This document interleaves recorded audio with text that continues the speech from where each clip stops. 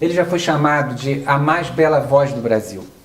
Começou criança, depois foi um dos maiores ídolos teens do Brasil, é ídolo das meninas, das adolescentes e das jovens. Depois teve um programa que marcou época na TV Record, depois outro que marcou época na TV Cultura. Sempre foi chamado, sempre que precisava de um cantor de verdade, ele é sempre chamado. Eu estou falando, meus amores, do meu querido amigo Aguinaldo Raiol. Oi, querido, que prazer. Prazer estar aqui prazer com você. Meu. Prazer e meu. A gente já vai começar essa entrevista com música. Olha o que ele vai cantar pra gente.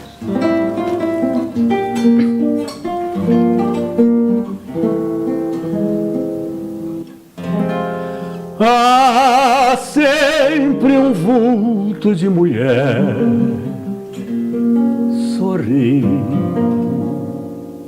em desprezo à nossa mágoa, que nos enche os olhos d'água.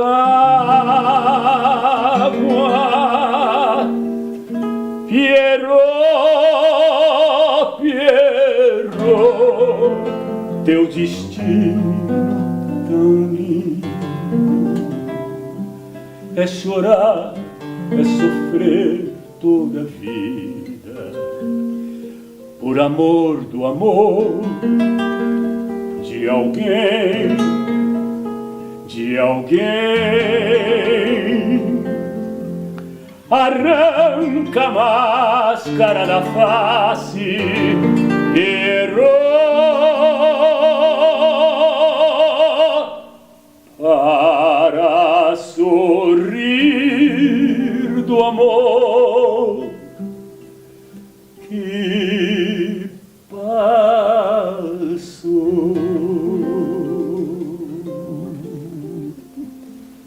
Ai, que lindo, gente. Isso é um grande sucesso do Silvio Caldas, seresteiro dos anos 30. E eu conheci muito, pessoalmente. Sim. E cantou no meu programa de televisão quando eu fazia o Festa Baile, e ele foi cantar lá. E essa música do Gilberto Carvalho, um grande autor também da Era de Ouro, do rádio, que estava presente na sua gravação, não foi? Estava presente, elegantíssimo, senhor, maravilhoso.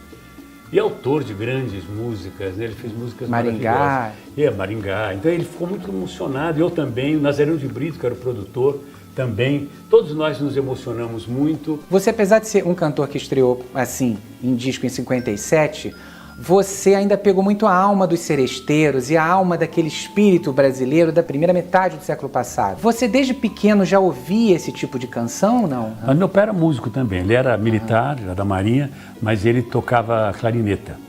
E a minha mãe tocava violão e cantava. E o meu tio, irmão do meu pai, saudoso Edgar, que era do meio artístico também, ele gostava de teatro, essas coisas todas. Então ele me levou nos Correios de Telégrafos, que tinha uma sala especial de gravação, onde as pessoas gravavam mensagens, principalmente naquela época da Segunda Guerra Mundial, para os seus filhos que estavam na guerra, parentes, maridos, enfim. Meu tio sabia disso, mas pediu para eu ir lá para cantar, com 3 anos. Mas aí eu cantei músicas de sucesso na época, meu tio pediu, e numa delas ele me acompanha numa caixa de fósforo, que foi um samba que se chama Pombo Correio. Que é aquele Lacerda. Aquele soltei meu primeiro pombo correio, uma carta para a mulher que me abandonou. Maravilha. Isso foi no Rio? Isso foi no Rio, em 1941. Em que bairro que você gravou? Você lembra onde era essa agência? Era que está lá até hoje. E coincidentemente... Onde é? É ali no centro do Rio, né? Rio. Coincidentemente, eu tive uma grata surpresa, uma alegria muito grande, porque um amigo meu, um rapaz do Rio de Janeiro, que é ator, cantor e tudo mais, o Marcelo Nogueira. Que fez a sua peça. E coincidentemente, essa peça estreou no mesmo lugar que eu gravei aos 3 anos de idade. Centro Cultural dos Correios. Olha que incrível, gente. Como é que a vida dá essas surpresas pra gente, né? É verdade. Queria que vocês lembrassem pra gente o número de estrelas. Grande violonista. Sim. Estou tendo o prazer de conhecer hoje, hein? Guilherme Girardi, nosso querido. Parabéns. Para nos Excelente. acompanhar. É uma seresta muito típica. Eu queria mostrar para os mais jovens que estão ouvindo como era aquele amor da antiga, aquelas musas idealizadas, né? Aquelas coisas da antiga que você sempre cantou tão bem, embora não fosse nem já da sua época. Fiz muita serenata também, sabia? Quando eu tinha meus 18 anos, antes de começar profissionalmente, depois de adulto, um tio meu morava em Anápolis, Goiás. E naquela época era uma cidade bem pacata, sossegada. E a gente fazia serenata, conheceu uma rapaziada lá, na rua, para as pessoas, na janela, 50. aquela coisa toda. Anos 50, isso. Anos 50. Olha, então vocês vão ver como é que era o amor romântico daquela época. Noite alta, céu risonho, a quietude é como um sonho, aliás é quase um sonho. O luar cai sobre a mata, qual uma chuva de prata, de raríssimo esplendor. Só tu dormes, não escuta o teu cantor, revelando a loirosa, a história dolorosa deste amor. Você nasceu em que bairro, Ramalho? Eu nasci no bairro de Bom Sucesso, no Rio de Janeiro, e tem uma coisa que eu nunca contei, eu acho. Quando eu nasci, eu fui o primeiro filho homem. E aí, minha mãe tinha uma vizinha, uma senhora. Quando minha mãe foi dar o meu primeiro banho, estava lá meu pai, um médico que era da família, e essa senhora que era vizinha da minha mãe, que tinha o mesmo nome da minha mãe. Aí minha mãe pegou uma bacia para dar o primeiro banho, né? Pediu água, morninha e tal. Aí ela falou: não, Rosita, não. Primeiro banho de um filho homem, primeiro filho homem, não pode ser assim. Ela falou: mas como que pode ser então? Então, o senhor Agnello, que é meu pai, era meu pai. O senhor tem champanhe? Falou: tenho. Me traz 2 garrafas de champanhe. Abriram as garrafas de champanhe e colocaram dentro da bacia. Aí eu disse: Rosita, todas as joias que você tiver, coloca dentro da bacia com o champanhe. E estava o médico com o anel do doutor dele. Ele falou: senhor, com o seu anel aí, doutor, preste o anel um pouquinho. Jogou o anel dentro da bacia com o champanhe e meu primeiro banho foi assim. Quase um ebó. Com joia. Foi quase um ebó isso aí. Eu nunca ouvi falar na minha vida que alguém tenha tido um primeiro banho assim. Mas é verdade. Deixa eu te falar, Aguinaldo, como é que assim, em geral, naquele tempo, as famílias detestavam que os filhos fossem artistas, né? É, tinha uma coisa, um preconceito. Um preconceito horroroso. E você? De artista era só malandro, era mulher da noite, para não dizer outro nome. E assim, mas depois a coisa foi mudando muito. Mas como é que você conseguiu, então, assim, ser tão bem aceito a ponto de começar com 8 anos, não foi? Foi com 8 anos, eu fui me inscrever no programa Papel Carbono, que era da Rádio Nacional, apresentado pelo Renato Mursi, grande jornalista, radialista Renato Mursi. E aí tinha ensaio, seleção, essas coisas todas. E minha avó paterna é que foi me levar na Rádio Nacional, eu desse tamaninho, calcinha curtinha e tal, com a partitura da música lá do braço. E aí era uma música italiana, influência da minha mãe, que sempre foi muito grande nesse sentido. E aí chegou a minha hora deles testar, porque ele testava as pessoas para escolher para cantar no programa. E aí ele falou: o que você vai cantar? Eu peguei a partitura e disse: eu vou cantar Matinata de Leão Cavalo. Nossa senhora, uma música operística. Aí né? ele falou: Matinata de Leão Cavalo? Eu falei: sim, senhor. Ô menino, o Renato Mursi falando: você aguenta esses 2 bichos? Eu falei: aguento, sim, senhor. Ele falou: então vamos ver. E aí eu cantei a Matinata, ele ficou muito surpreso. Ele falou: não vou colocar você no programa Papel Carbono. Você vai entrar num programa Papel Carbono, mas especial. Esse programa vai ser realizado só com artistas, as grandes estrelas do rádio, da Rádio Nacional, que era a grande rádio da época. E ele me apresentou com uma surpresa, no meio disso tudo, com os grandes artistas da Rádio Nacional. E foi uma coisa maravilhosa. E numa dessas apresentações na Rádio Nacional, estava lá um dos diretores da Atlântida Cinematográfica, que foi o grande José Carlos Burle. E aí ele precisava de um menino que cantasse e representasse para fazer um filme que ele estava fazendo. Ele fez um teste comigo, ele que imediatamente me chamou para fazer o papel do menino. Uma princesa linda, quase ainda, e branca como o arminho. Imagina vocês que teve uma festa de uma inauguração de uns transmissores da Rádio Tupi, em Juiz de Fora. A irmã dele ia cantar, tinham vários representantes de vários estados brasileiros, e a irmã dele foi representando Natal. Ele não queria ir nessa festa. Não, vamos. No que ouviram ele cantar informalmente, conta o que aconteceu. O do Ceará, que era que representou, me chamaram para representar o Ceará, era o Brasil inteiro. Estava a diretoria toda lá, e o J. Antônio Dávila era diretor da Rádio Tupi me chamou, deu o telefone dele, pediu que eu fosse lá falar com ele. Ele imediatamente me contratou para a Rádio Tupi e TV Tupi. Pegou, me colocou pela primeira vez na televisão num programa chamado Festival de Vozes, que eu cantava atrás de um telão. Só se via a silhueta e a voz. E como eles tinham diários associados nas mãos e jornais, colocar na coluna as que eles tinham, vocês viram o programa Festival de Vozes, viu aquela sombra, aquela voz, agora semana que vem vocês vão ser a figura da voz, né? E aí no programa seguinte foi a Terezinha Morango homenageada, que tinha sido a segunda colocada no Miss Universo, e eu fui cantar para ela Aquarela do Brasil, já aparecendo mesmo de cara a cara. E daí tudo começou, eu comecei a cantar uma música ali, outra aqui na TV Tupi, sem ter gravado disco, sem nada. Até que veio foi um pessoal de São Paulo, toda semana ia um pessoal de São Paulo para o Rio para fazer um programa humorístico. E o produtor era o Ribeiro Filho, que era daqui de São Paulo, era um elenco todo de São Paulo. E ele me ouviu cantar e me convidou para fazer um programa dele aqui em São Paulo. E eu, claro que eu imediatamente aceitei, vim para São Paulo, isso foi no dia 12 de outubro de 1957. Mas não tinha sido o Cassiano Gabos Mendes? Mas aí é que tá, foi tudo aconteceu nesse dia. E aí por isso que eu conto o começo da minha carreira daí.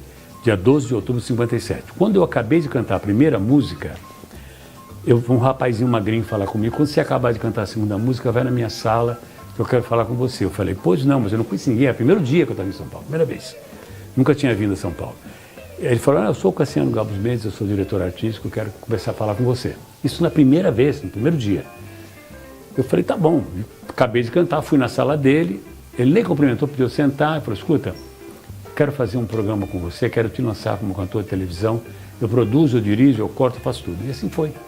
Quer dizer, eu comecei na televisão, sem ter gravado um disco sequer, comecei naquele mesmo mês, comecei um programa chamado Sonhos Musicais, sem ter gravado disco, só vim a gravar o primeiro disco em março de 58, né?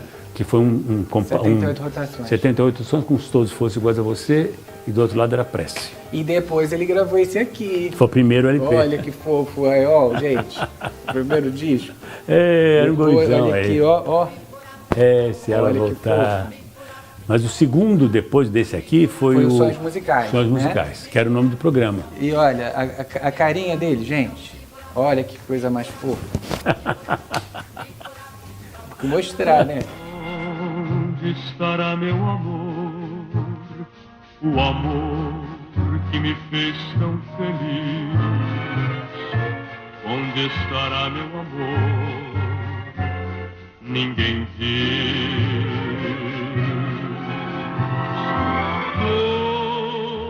Agora eu vou falar da década de 60 do Aguinaldo. A década de 60 foi o auge da carreira do Aguinaldo. Ele teve um programa que foi o Corte Real Show. Era ele e o humorista Renato Corte Real. E era um programa que ele recebia vários convidados, mais ou menos como era o Fino da Bossa, da Elis Regina com Jair Rodrigues. E eu participei algumas vezes, inclusive.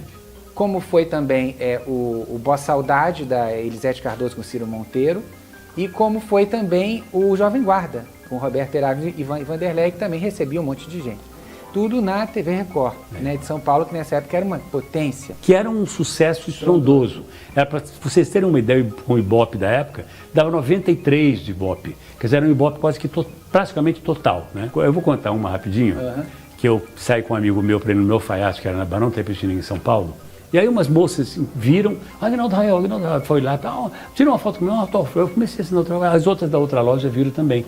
E vieram, aí a outra, a pessoa passava no meio da rua, e aí foi crescendo, aquele bolo de gente, para resumir a história, isso era no final da Barão Tempestini, lá perto do Teatro Municipal, ficou até a Praça da República, lotado de gente, que não sabia ao certo o que tinha acontecido, aquilo foi... Uma bola de neve. Uma bola de neve. E aí começaram a inventar a história. O que foi? O Aguinaldo Raiol. Mas quem foi o Aguinaldo Raiol? Não, rasgaram a roupa dele. Rasgaram e foi para um alfaiate, que meu alfaiate era ali. E eu ia no alfaiate, eu mesmo, para experimentar a roupa. Rasgaram a roupa dele, mas como não? Tiraram a roupa dele, ele ficou nu, ficou pelado na rua. E foi uma coisa absurda. E começaram a inventar a história. E eu entrei na loja, fecharam as portas da loja, as pessoas começaram a socar, dar pontapé. E aí, para encurtar a história, ficou um mar de gente lá de perto do Teatro Municipal até a Praça da República. Nossa. Eles chamaram o corpo de bombeiros para tirar aquela multidão que foi tirada com esguicho d'água. Quer dizer, isso por uma simples descida do carro que eu dei, Nossa. comecei a assinar autógrafo, se transformou em tudo isso, primeira página de jornal e programa da Hebe Camargo também. Nossa Senhora. O programa Corte Raiol Show era um ibope absurdo. Tanto é que quando acabou o Corte Raiol, ele fez o Aguinaldo Raiol Show, que ele convidava sempre um humorista para dividir a cena com ele. Está né? aqui em São Paulo e Rio de Janeiro também. Inclusive um deles foi o Golias, né? O Donald Foi um Golias. grande querido amigo, um grande querido amigo. O Jô Soares também participou. Jô maravilhoso também. Só gente maravilhosa. Aqui, nossa amada para sempre, Hebe Camargo, que participou muitas vezes do programa também. Essa sua amizade com a Hebe é uma coisa... Nós fomos amigos de vida inteira. O que você achava da Hebe assim, mais incrível? Assim? O que você achava Tudo. de mais... Ela era uma pessoa incrível. A Hebe era... Aquilo que as pessoas viam da Hebe na televisão e tudo mais, era a Hebe. Ela não forçava absolutamente, ela não fazia tipo de forma alguma. Ela sempre foi pura espontaneidade. Eu amava e continuo amando a Hebe demais, porque foi uma pessoa extraordinária. Para mim, continua sendo.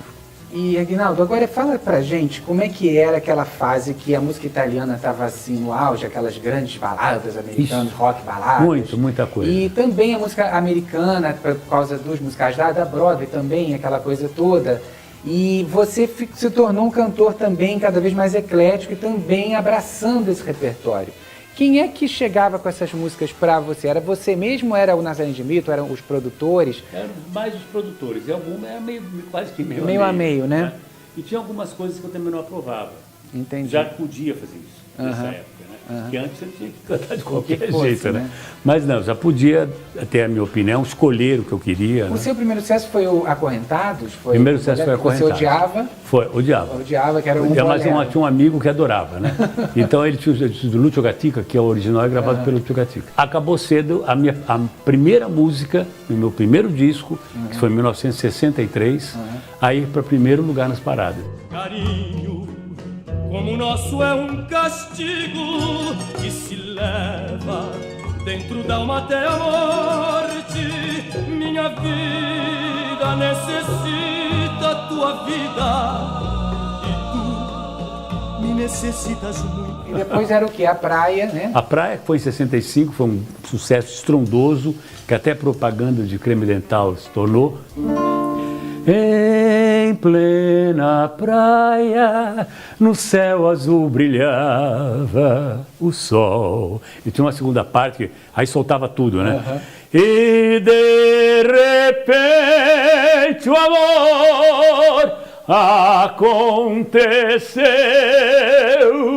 unindo para sempre você e eu. Que lindo. E depois o Livre, não foi? Livre também foi um grande O original sucesso. era de quem? Born Free. Era quem gravou, você sabe?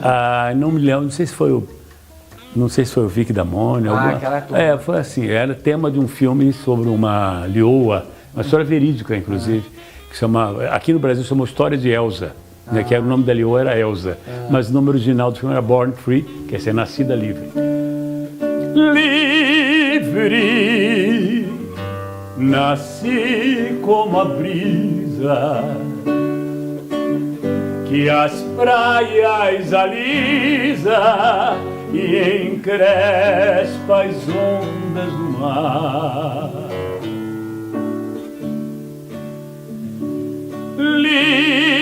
Livre, de braços abertos, os olhos desertos do que faz a gente chorar. E aí vai. Maravilha. Aí depois, qual foi o próximo sucesso? O Amor é Tudo depois, né? O Amor é Tudo, o Lobisol, que foi engraçado essa história do Lobisol, até é bom você lembrar. Porque essa música fez parte do Festival Internacional da Canção, que era o Malcolm Roberts, que cantava, cantor inglês. E aí, quando acabou ali ele de cantar, estava vindo pela televisão. A Copacabana, que era gravadora, ligou imediatamente ela para casa, falou: você tem que gravar essa música amanhã. Porque essa música tem que ser você, grava sempre. Aí eu põe de um dia para o outro. O Maestro fez, eu Nossa. aprendi de um dia para o outro e gravei de um dia para o outro. E teve uma coisa que eu E foi para que primeiro lugar as paradas. eu não sei se pode falar, mas o cantor dessa música né, Era o Malcolm Roberts. tentou dar uma cantada no Raiol. Foi. Não tentou, não, deu mesmo. Deu mesmo. Mas tudo bem. Vamos lembrar, vamos lembrar. Essa tem que tocar porque é uma das minhas preferidas. Eu pensei saber de amor, pensei, mas só agora eu sei quanto me enganei. Você chegou e veio me ensinar que o amor é o sol e o calor, é a vida cantar. Hoje eu sei o que é amar, que o amor é tudo quanto eu sonhei. Vem, amor, que estarei a esperar e ao dizer teu nome a vida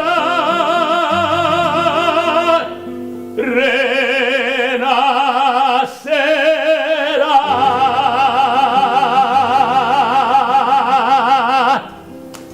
Que maravilha. Obrigado. Que maravilha.